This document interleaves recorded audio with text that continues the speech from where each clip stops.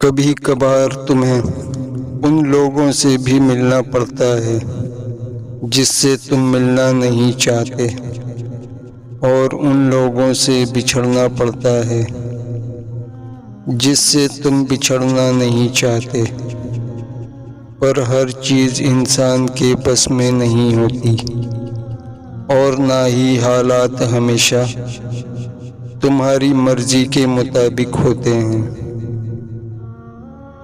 جو کہانی اللہ کے سپرد کر دی جاتی ہے، اس کہانی کا اختتام کبھی اداس نہیں ہوتا۔